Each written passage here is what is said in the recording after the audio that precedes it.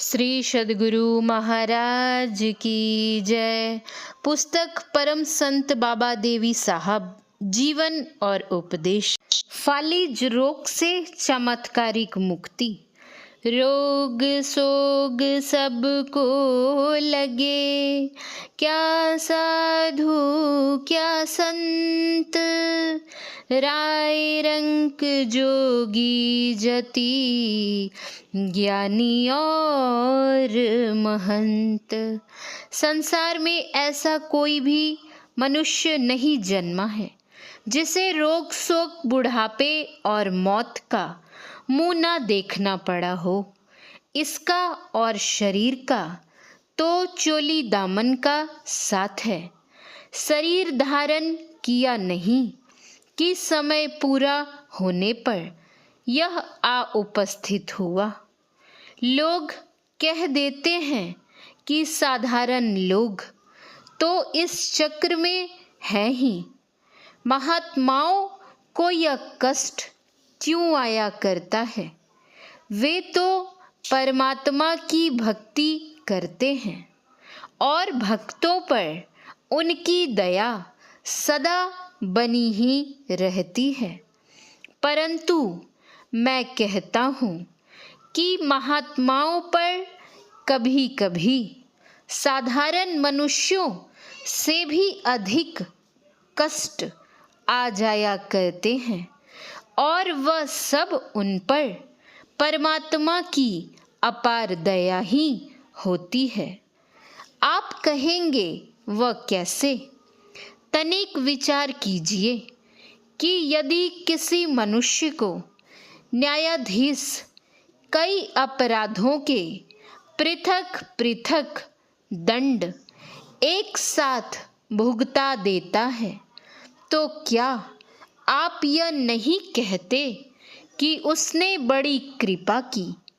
नहीं तो इन सब दंडों का जो 2 वर्षों में भुगते जाएंगे 10 वर्षों में भुगतान होता। यही बात महात्माओं के विषय में है। उन पर भी परमात्मा की अपार कृपा होती है। इस कारण उनके आगामी कई जन्मों में भुगतान होने वाले कर्म हल्के करके एक ही जन्म में भुगता दिए जाते हैं, जिससे कर्म फल भुगतने की मर्यादा भी खंडित नहीं होती और उसका अनुग्रह भी बना रहता है। इसीलिए सत्यवादी राजा हरिश्चंद्र को कैसे कैसे कष्ट उठाने पड़े। पांडव भी, जिनके भगवान श्री कृष्ण स्वयं सारथी थे, इनसे न बचे। कबीर साहब और नानक को भी दुख सहने पड़े। पलटू दास जी तो जीवित ही जला दिए गए। मसीह को क्रूस दी गई। शम्स तबरेज की खाल खींची गई। समर्द का सिर उतार लिया गया। मंसूर को सूली पर चढ़ना पड़ा और सुकरात को विष का प्याला पीना पड़ा। ये सब प्रभु के कृपा पात्र थे। इसीलिए उसने इनके कर्मों का लेखा एक ही जन्म में चुकाकर उनको शुद्ध और पवित्र कर अपने चरणों में बुला लिया। ऐसी दया परमात्मा की बाबा साहब पर भी हुई।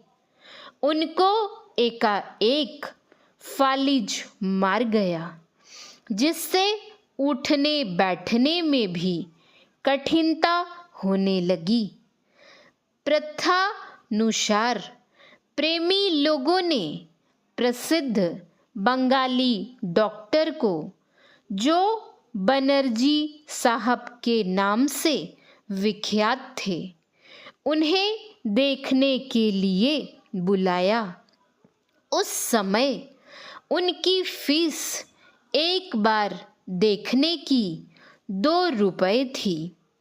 बाबा साहेब ने उनको 16 दिन की फीस 32 रुपए दे दी और कहा कि जिस समय मुझको आवश्यकता हुआ करेगी मैं आपको बुलवा लिया करूँगा, और यदि ना बुलवाऊं तो आप स्वयं ही आकर देख जाया करें। उन्होंने जाकर औषधि इत्यादि भेज दी और ठंडी वस्तुओं की मनाही कर दी। बाबा साहेब ने 2 दिनों तक औषधि का प्रयोग किया, परंतु कोई लाभ न हुआ। अब तीसरे दिन उन्होंने औषधि नहीं ली और रात के समय डॉक्टर को बुला भेजा। डॉक्टर साहब किसी कारणवश उस समय न आ सके। तब बाबा साहेब ने कहा, यह कैसा डॉक्टर है जो 16 दिन की फीस ले लेने पर भी तीसरे दिन भी नहीं आता। अब हम इसकी औषधि नहीं लेंगे। यह कहकर उन्होंने कुल औषधि फेंकवा कर शीशियाँ तुड़वा डाली और अपनी योग शक्ति के उत्साह और तेज में आकर उठ बैठे।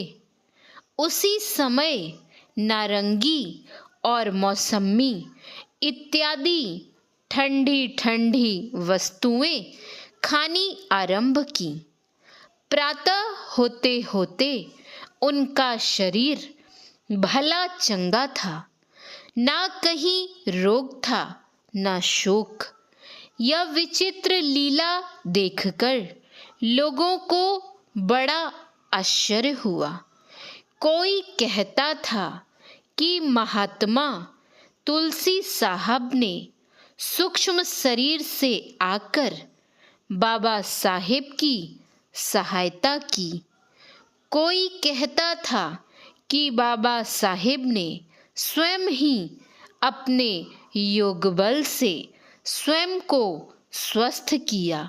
ये सब लोगों के अनुमान थे। सत्य तो यह था कि महात्माओं की महिमा वे स्वयं ही जानते हैं।